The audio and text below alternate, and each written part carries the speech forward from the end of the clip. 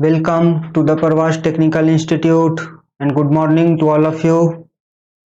तो आज हम लोग इलेक्ट्रिक सर्किट स्टार्ट करेंगे। पिछले क्लास में हमने आपसे सिलेबस डिस्कस किया था, तो आज से हम बेसिक्स स्टार्ट करेंगे। तो स्टार्ट करेंगे तो हमारा सबसे पहला क्वेश्चन आपसे ये है कि इलेक्ट्रिक सर्किट होता क्या है। What is electric circuit? What is electric circuit? मेरा पहला क्वेश्चन है आपसे। सेकेंड क्वेश्चन इज दिस कि why we design an electric circuit?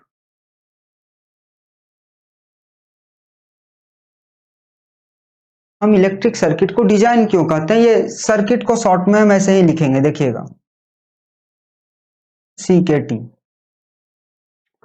My first question is कि why what is electric circuit, and my second question is why we design an electric circuit. तो जो first question है हमारा कि electric circuit होता क्या है, तो उसको हम अपने डेली लाइफ से समझ सकते हैं। डेली लाइफ में इसका यूज कर रहे हैं हम। जैसे हम इलेक्ट्रिक सर्किट की बात कर रहे हैं, तो एग्जांपल भी हम इलेक्ट्रिसिटी का ही ले लेते हैं। हमारे घरों तक इलेक्ट्रिसिटी आती है। हमारे घरों में इलेक्ट्रिसिटी कहां पे आता है? मीटर तक या मेन स्विच बोर्ड तक। और मेन स्विच बोर्ड से हमारे घर के हर एक अप्लायंसेस तक वो इलेक्ट्रिसिटी ट्रांसफर होता है, जहां हर एक अप्लायंस जिसका एक अलग काम है, lights, fans, fridge, air conditioner, fans, geyser, बहुत सारे इलेक्ट्रिकल अप्लायंसेस हमारे घरों में हैं। मिक्सर, इंडक्शन भी आजकल है। तो हर जगह इलेक्ट्रिसिटी सप्लाई करते हैं। क्यों?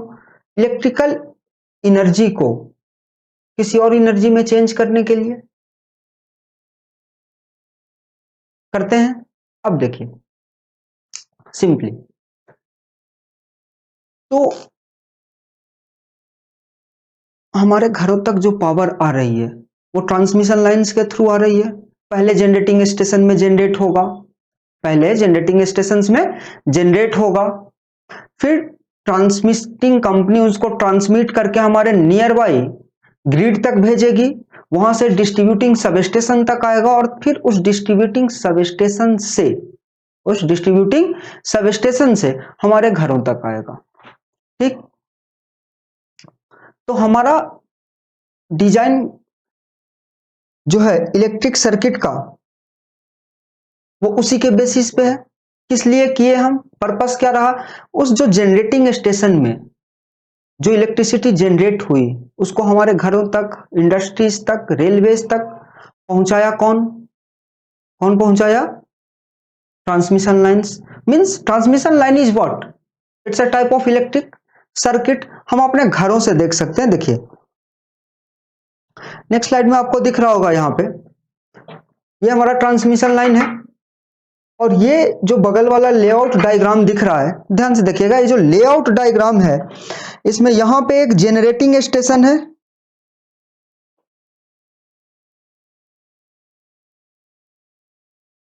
ये हमारा जनरेटिंग स्टेशन है दोस्त। जनरेटिंग स्टेशन है, दिख रहा है आपको? देखिए हमने लिखा है जनरेटिंग स्टेशन। ये ट्रांसमिशन है,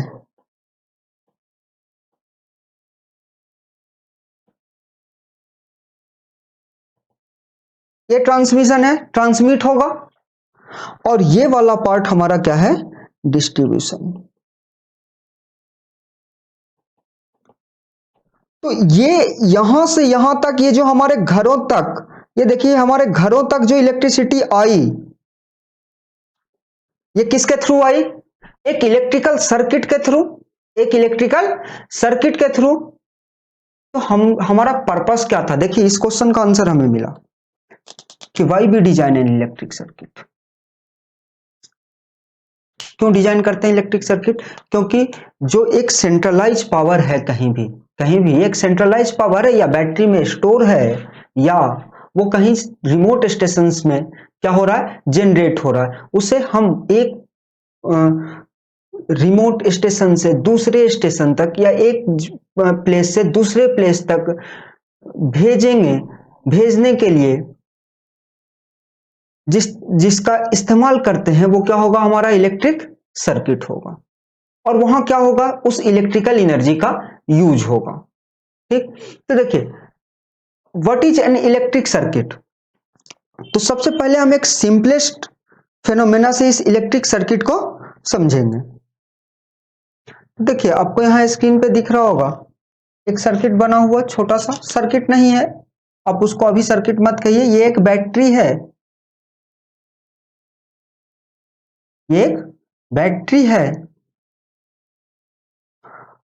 और यहां एक बल्ब है हमारा। This is the symbolic representation of bulb.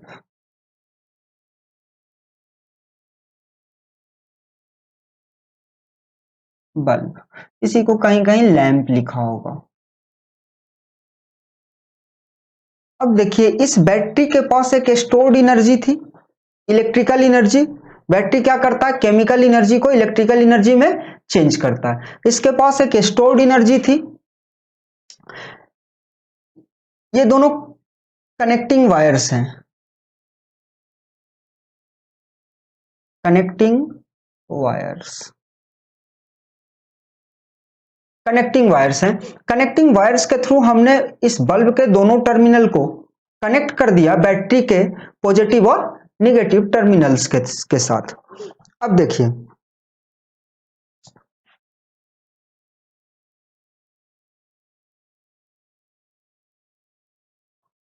अब यहां से इलेक्ट्रिसिटी सप्लाई होगी कहां तक, बल्ब तक। बल्ब क्या करेगा, इलेक्ट्रिकल एनर्जी को, बल्ब क्या करेगा, इलेक्ट्रिकल एनर्जी को लाइट एंड हीट एनर्जी में चेंज कर देगा। बल्ब क्या करेगा, इलेक्ट्रिकल एनर्जी को लाइट एंड हीट एनर्जी में चेंज कर देगा। तो अब हमें पर्पस समझ में आया कि इलेक्ट्रिसिटी जो हमारे घरों तक आती है वो इंटरकनेक्शन के थ्रू आती है, इलेक्ट्रिकल सर्किट के थ्रू पहुंचती है। एक जगह पे लेट अस अज्यूम यहां स्टोर्ड थी, यहां क्या है,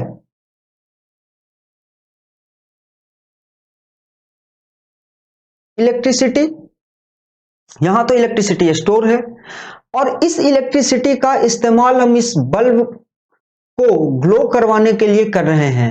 तो हमें क्या करना होगा, एक कंडक्टिंग वायर्स के थ्रू, एक कंडक्टिंग वायर्स के थ्रू इसको कनेक्ट करना होगा, और तब इससे जो करंट फ्लो होगा और जो एनर्जी इसमें इलेक्ट्रिकल एनर्जी थी वो इस बल्ब तक ट्रांसफर होगी, और बल्ब उस इलेक्ट्रिकल एनर्जी को किस में चेंज कर देगा, लाइट एंड हीट एनर्जी में चेंज कर देगा। तो देखिए इलेक्ट्रिक सर्किट को अब देखिए बैटरी का symbol as we know from class 10th,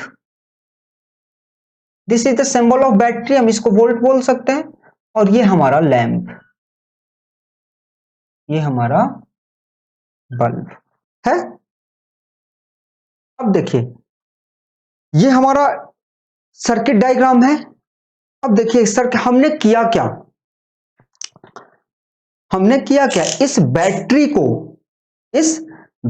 को कनेक्टिंग वायर्स के थ्रू किसके साथ कनेक्ट कर दिया, बल्ब के साथ। मतलब ये बल्ब, कनेक्टिंग वायर और बैटरी तीनों एक दूसरे से इंटरकनेक्टेड है, तीनों एक दूसरे से इंटरकनेक्टेड है, और ये इसका सर्किट डायग्राम है।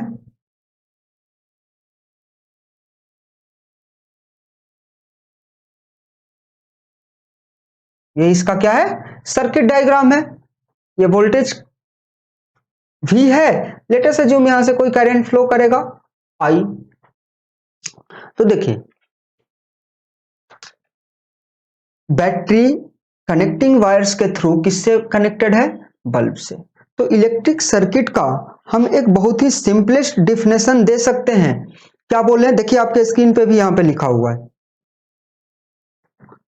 N electric circuit is interconnection of electrical elements, electrical elements, देखिएगा यहां छूट गया था, and interconnection of electrical elements. तो अब यहां से पता चला कि अच्छा इलेक्ट्रिकल एलिमेंट्स कौन कौन सा है, इलेक्ट्रिकल एलिमेंट्स कौन कौन सा है, battery and bulb, battery and bulb is the electrical elements. अब देखिए, अब यहां देखिए,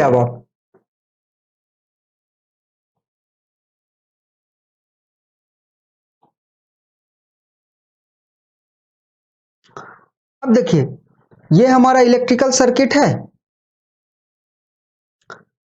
ये वाला हमारा एक इलेक्ट्रिकल सर्किट होगा। लेट अस यूज,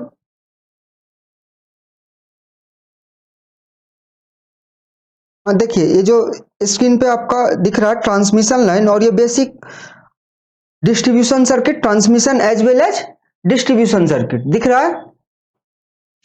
तो यही क्या है, हमारा इलेक्ट्रिकल सर्किट है।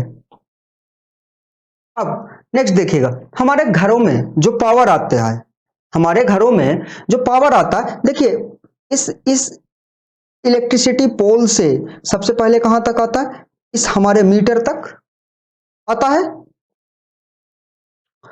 अब इस मीटर से ये कहां जाता है, हमारे स्विच बोर्ड्स तक, ये स्विच बोर्ड्स तक, पहले एमसीबी और फिर स्विच बोर्ड तक। अब देखिए ये स्विच बोर्ड अब इसको डिस्ट्रीब्यूट करता है बल्ब तक, फैन तक करेगा। मीन्स व्हाट, क्या है ये, इसके थ्रू देखिए ना, यहां से आया ऐसे ऐसे,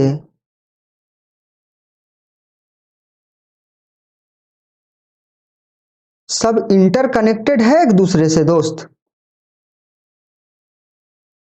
है। मीन्स व्हाट, इलेक्ट्रिक सर्किट का सिंपलेस्ट डिफिनेशन क्या बोलते हैं, बोल सकते हैं, the interconnection of electrical elements is known as electric circuit. The interconnection of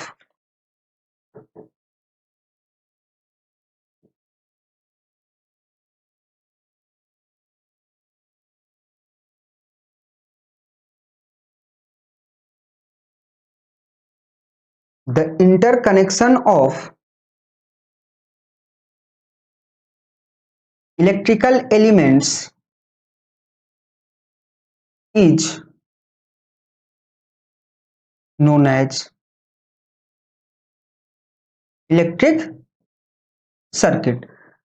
तो इलेक्ट्रिकल एलिमेंट्स का इंटरकनेक्शन को क्या बोलेंगे हम दोस्त, इलेक्ट्रिक सर्किट। अब देखिए ये तो इलेक्ट्रिकल वाले दोस्तों के लिए था, इलेक्ट्रॉनिक्स वाले बोलेंगे कहां से, ये वाला सर्किट हम लोग को तो कहीं पढ़ना, हाउस वायरिंग और वो ट्रांसमिशन लाइन हम लोगों को कुछ पढ़ना ही नहीं है। देखिए इलेक्ट्रिकल सर्किट, इलेक्ट्रॉनिक्स वाले दोस्त लोग क्या समझेंगे हमारे, देखिए आपके लिए ये रेडियो ट्रांसमीटर, यहां से माइक्रोफोन लगा होता है और ये एंटीना के थ्रू जो हम रेडियो सुनते हैं दोस्त, ये इसी एंटीना के थ्रू ट्रांसमिट होता है। तो ये ट्रांसमिशन भी हमारे एक इलेक्ट्रिकल सर्किट के थ्रू होता है दोस्त। देखो ये एक इलेक्ट्रिकल सर्किट है जिसके थ्रू ट्रांसमिशन होगा,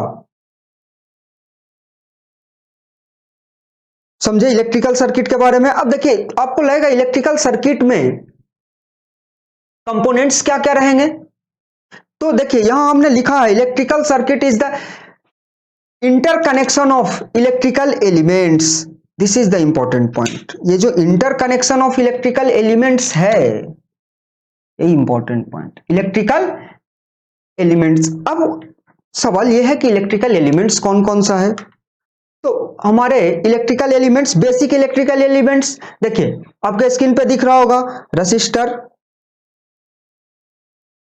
कैपेसिटर, कैपेसिटर दो है, इंडक्टर, ये वोल्टेज सोर्स और ये करंट सोर्स। दिखा वोल्टेज सोर्स, उसमें सिंबॉलिक नहीं था इसलिए हमने सिंबल लगा दिया, और सोर्सेस को हम डिटेल्स में पढ़ेंगे तो देखेंगे। अब देखिए, अब आपको लगता होगा ये तो सर्किट, ये सिंबॉलिक रिप्रेजेंटेशन है, ये सब दिखता कैसा होगा? देखिए, ये जो आपके स्क्रीन पे दिख रहा होगा, अभी दिखेगा, हाँ दिख गया, देखिए। तो ये रेसिस्टर्स है, देखिए ये इलेक्ट्रॉनिक रेसिस्टर है और इसका ये सिंबॉलिक रिप्रेजेंटेशन है, दिख रहा है आपको? ये इलेक्ट्रिकल कैपेसिटर है, ये इलेक्ट्रिकल कैपेसिटर है और ये इलेक्ट्रॉनिक कैपेसिटर है। ये वाला जो आपको दिख रहा है, जिसको अभी हमने गोल से घेरा, वो क्या है? Electronic capacitor. और ये सारा हमारा क्या है? इंडक्टर। ये क्या है? इंडक्टर। हम लोग इन सब का फुल डिटेल्स में डिस्कशन करेंगे दोस्त। यहां जितने भी इलेक्ट्रिकल एलिमेंट्स दिख रहे हैं आपका, कौन सा? Resistor, capacitor, inductor, voltage source, current source, इन सब का हम फुल डिटेल्स में डिस्कशन करेंगे। अब आगे देखिए, तो अब डिस्कशन है हमारा चार्ज के बारे में। What is charge? What is charge? हम लोग पढ़े हैं 10th क्लास में, आप लोग पढ़े होंगे कि भैया फ्लो ऑफ इलेक्ट्रॉन को ही क्या बोलते हैं? करंट। तो एक चीज ध्यान रखिएगा, हम जब भी इलेक्ट्रिकल में बात करेंगे, कहीं भी बात होगी इलेक्ट्रिकल में चार्ज की, देन वी विल अंडरस्टैंड कि बात किसके बारे में हो रही है? इलेक्ट्रॉन के बारे में, सिर्फ और सिर्फ इलेक्ट्रॉन के बारे में। तो देखिए चार्ज के बारे में, it is represented by capital Q as well as a small q. Capital Q as well as a small q. Charges कितने तरह टाइप के पाए जाते हैं हमारे नेचर में दोस्त?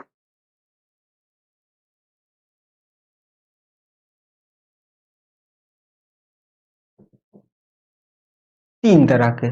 कौन सा? Electron, proton and neutron. इसको इससे रिप्रेजेंट करते हैं, इसको इससे रिप्रेजेंट करते हैं और इसको इससे। ई, पी और एन से रिप्रेजेंट होता। अब देखिए आपके स्क्रीन पे जहां पे एक एटम दिख रहा है, यह क्या है? एटम है। Atom consists of electron, proton and neutron. तो उसका प्रोटॉन और जो न्यूट्रॉन है ना दोस्त, वो कहां होता है? सेंटर में। कहां होता है? सेंटर में। और चारों तरफ जो घूमता हुआ आपको दिखाई दे रहा है, वो क्या है? इलेक्ट्रॉन। वो क्या है? इलेक्ट्रॉन दिखाई देगा। देखिए स्क्रीन पे दिख रहा है आपको, यहां पे क्या है? वो जो न्यूक्लियस में घूम रहा है, ये जो सेंटर में दो पार्टिकल मूव कर रहा है, बस वो अपना अपना पोजीशन नहीं छोड़ सकता। वो क्या है? हमारा न्यूट्रॉन एंड प्रोटॉन। और जो आउटरमोस्ट ऑर्बिट्स में घूम रहा है, ये जो आउटरमोस्ट ऑर्बिट्स में घूम रहा है यहां पे, वो क्या है? हमारा इलेक्ट्रॉन है। वो क्या है? इलेक्ट्रॉन। तो इलेक्ट्रॉन हमेशा आउटर ऑर्बिट्स में होगा और प्रोटॉन और न्यूट्रॉन कहां लाई करेगा? सेंटर पे। ठीक। अब देखिए इस पे जो चार्ज होगा वो निगेटिव चार्ज होगा। क्या होगा? Negative charge. इस पे क्या होगा? Positive charge. और इस चार्ज, और ये न्यूट्रल होगा, ना पॉजिटिव होता है इस पे और ना निगेटिव होता है, इसीलिए नाम है इसका क्या? न्यूट्रॉन। इसलिए इसका नाम क्या है? न्यूट्रॉन।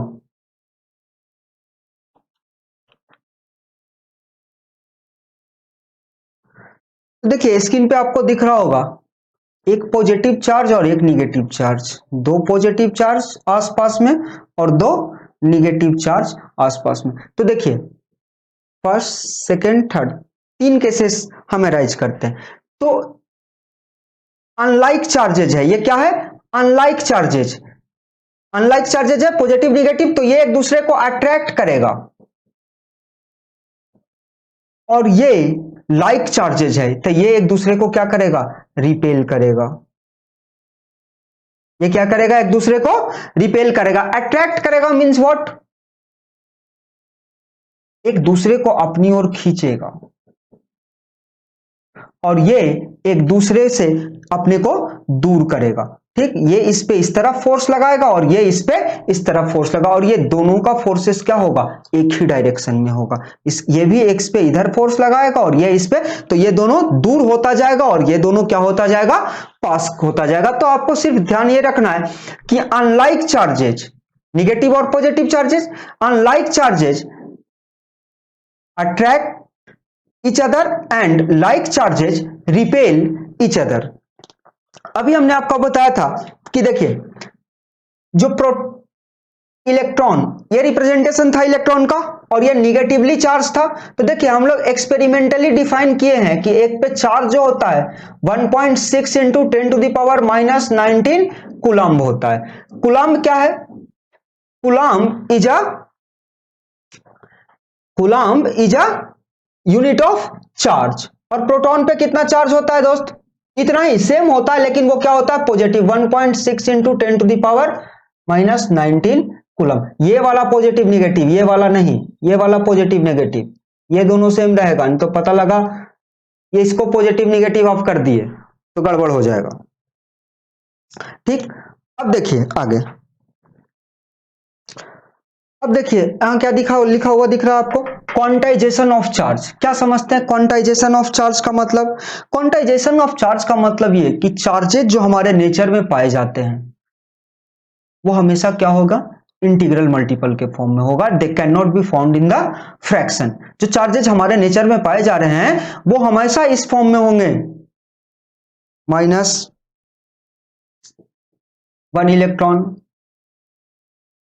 -2 इलेक्ट्रॉन, 1/2 इलेक्ट्रॉन, 3/2 इलेक्ट्रॉन नहीं हो सकता,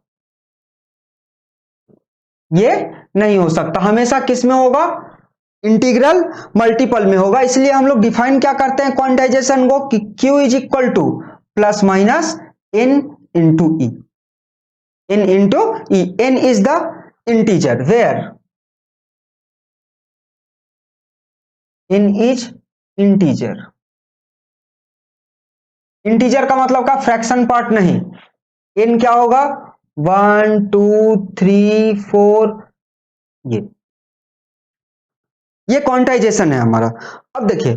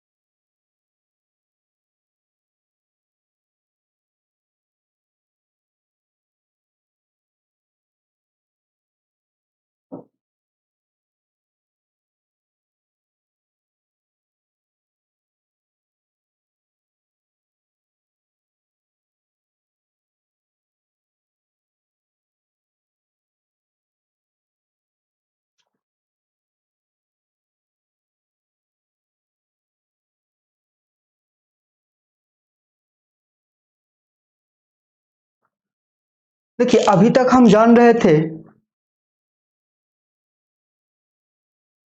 इलेक्ट्रिक चार्जेस के बारे में,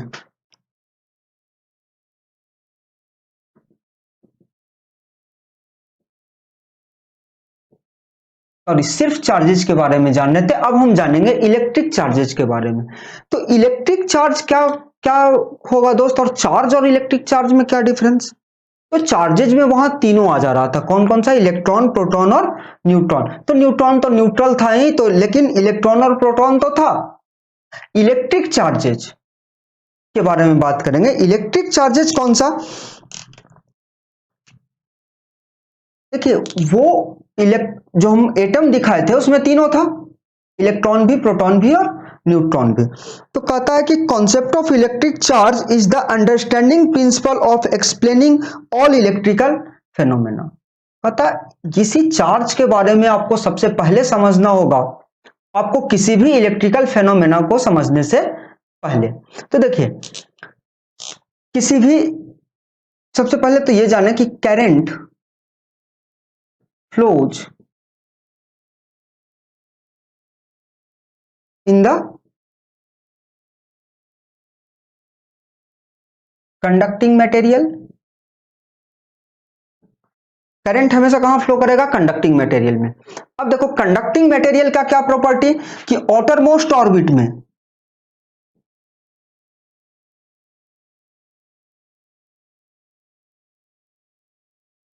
नंबर ऑफ इलेक्ट्रॉन्स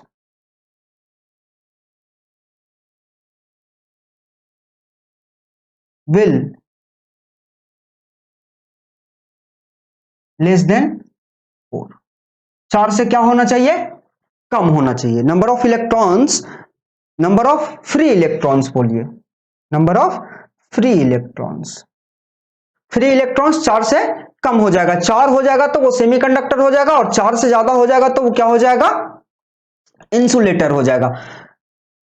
तो चार्ज जो फ्लो करता है किसी कंडक्टर में, चार्ज जो फ्लो करता है किसी कंडक्टर में जिसके कारण इलेक्ट्रिसिटी है, वो कौन सा इलेक्ट्रॉन फ्लो करता है दोस्त? वो फ्लो करता है आउटरमोस्ट ऑर्बिट का इलेक्ट्रॉन। कौन सा इलेक्ट्रॉन? आउटरमोस्ट ऑर्बिट का इलेक्ट्रॉन फ्लो करता है। तो यहां से एक क्वेश्चन पूछा जाता है आपको, यहां से एक क्वेश्चन पूछा जाएगा आपको, क्या?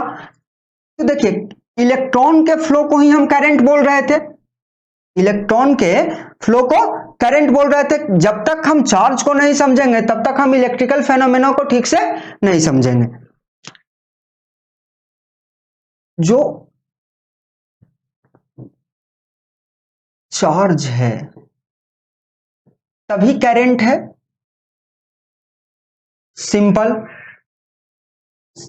अब देखिए यदि चार्ज है तभी करंट है, means the basic quantity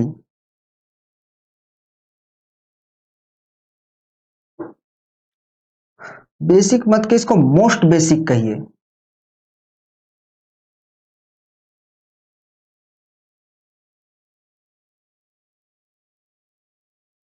of N electric circuit is charge.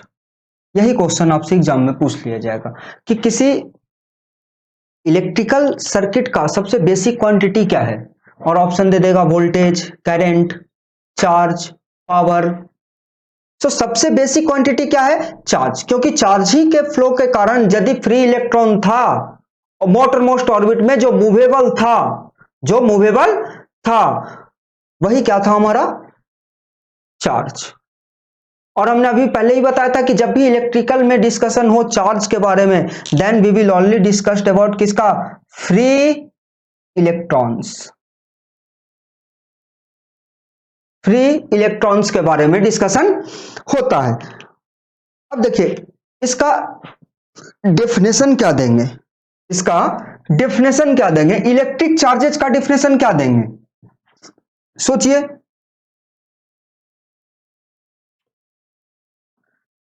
Electric charges का डेफिनेशन क्या देंगे, जरा सोचिए। देखिए यहां पे आप पढ़ सकते हैं, लिखा हुआ है charge is an electrical property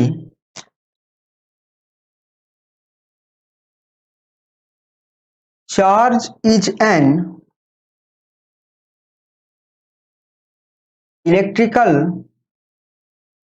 property of N atomic particle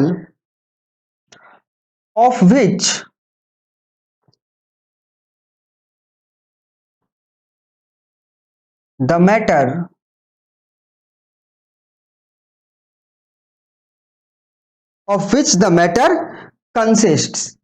unit क्या होगा? कूलम्ब।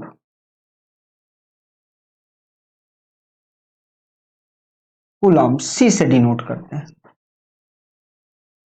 देखिएगा ध्यान से इस डिफिनेशन को पढ़िएगा, डिफिनेशन ही ठीक से नहीं समझ में आता लोगों को। Charge is an electrical property of N atomic particle, किसी पार्टिकल के एटम की वो प्रॉपर्टी जिसके पास इलेक्ट्रिकल प्रॉपर्टी है। तो इलेक्ट्रिकल प्रॉपर्टी किसी एटॉमिक पार्टिकल में किसके कारण है दोस्त? उस आउटरमोस्ट ऑर्बिट के फ्री इलेक्ट्रॉन के कारण, उस आउटरमोस्ट ऑर्बिट के फ्री इलेक्ट्रॉन के कारण। तो उसी को हम क्या बोलेंगे इलेक्ट्रिसिटी में? चार्ज। वही क्या है हमारा, और जब भी बात होगी चार्ज की मींस इलेक्ट्रिकल चार्ज, और इलेक्ट्रिकल चार्ज का मतलब इलेक्ट्रॉन। अब देखिए 1 इलेक्ट्रॉन इज इक्वल टू, हम लोग पढ़े थे 1.6 इंटू 10⁻⁻19 कूलम। अभी कुछ देर पहले हम लोग देखे थे इतना ही चार्ज था। अब इसके साथ माइनस एसोसिएटेड था दोस्त, इसके साथ माइनस भी एसोसिएटेड था। अब सुनिए, इस माइनस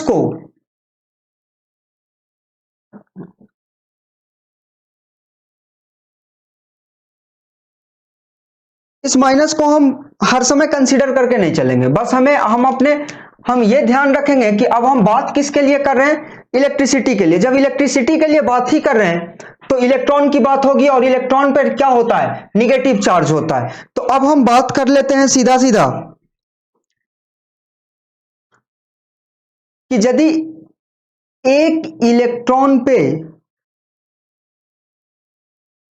1.602 इंटू 10⁻⁻19 कूलम्ब का चार्ज है, तो हम जानना चाहते हैं एक कूलम्ब में कितना इलेक्ट्रॉन होगा।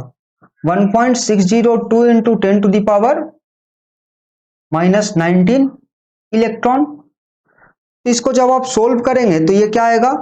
1 coulomb is equal to 6.24 into 10⁻+18 electron. तो भैया एक कूलम्ब में कितना इलेक्ट्रॉन पाया जाएगा? 6.24 इंटू 10⁻+18 इलेक्ट्रॉन। कितना? और ये बहुत ज्यादा वैल्यू नहीं है, ये जो वैल्यू है ये बहुत ज्यादा नहीं है। 10⁻+18 हाँ है बहुत ज्यादा, हाँ है बहुत ज्यादा। इसलिए ध्यान रखिएगा कि coulomb is a large unit of charge. Coulomb is not the small unit of charge. Coulomb is the large unit of charge. Coulomb बहुत बड़ा यूनिट है चार्ज का। इसीलिए हम इसीलिए चार्जेज को हमेशा किस में दिखाया जाएगा? देखिए यहां लिखा हुआ है पिको कूलम्ब में, नैनो कूलम्ब में, माइक्रो कूलम्ब में, मिली कूलम्ब में, ऐसे दिखाया जाएगा। क्योंकि कूलम्ब चार्ज का बहुत बड़ा यूनिट है। अब नेक्स्ट देखिएगा, देखिए दोस्त अब हम लोग बात करते हैं कंजर्वेशन ऑफ चार्ज के बारे में। Conservation of charge.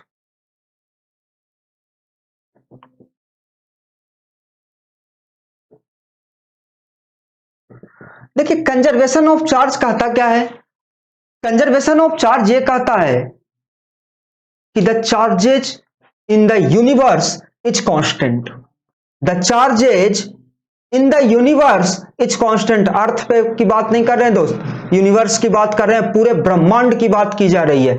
Charges in the universe is constant. Charge can neither be create nor be destroyed. Charge को ना बनाया जा सकता है और ना ही उसे डिस्ट्रॉय किया जा सकता है। Charge can neither be create nor be destroyed. It can only be transferred from one body to another body. इसे सिर्फ एक बॉडी से दूसरे बॉडी तक ट्रांसफर किया है। तो बचपन में वो वाला देखे थे नहीं, रब करते थे हम लोग अपने बालों में कॉम्ब को, प्लास्टिक पेन्स को, और कागज के छोटे टुकड़े उसमें क्या हो जाते थे? अट्रैक्ट हो जाते थे उसके ओर। मींस क्या हुआ था? हमारे बालों से चार्ज कहां तक ट्रांसफर हो गया था? उस प्लास्टिक कॉम्ब तक, उस प्लास्टिक के पेन तक, उस प्लास्टिक के पेन तक। लेकिन फिर भी हमारे बॉडी में जो चार्ज का अमाउंट था, टोटल समेशन ऑफ चार्ज जो था वो कांस्टेंट ही रह जाता है। ठीक, तो ये कंजर्वेशन ऑफ चार्ज है। कंजर्वेशन ऑफ चार्ज इसलिए पढ़ा है ताकि आगे काम आएगा हमें। तो दोस्त हमारे साथ बने रहिए, हम लोग अगले क्लास में, आज हम यहीं पे एंड करते हैं, और अगले क्लास में हम लोग बेसिक कॉन्सेप्ट्स में ही हम लोग करंट, वोल्टेज, पावर और एनर्जी के बारे में डिस्कशन करेंगे। So thank you and please share and subscribe. और हम आपके लिए बहुत ही अच्छे कॉन्सेप्ट्स के साथ आ रहे हैं। So be with me. Thank you.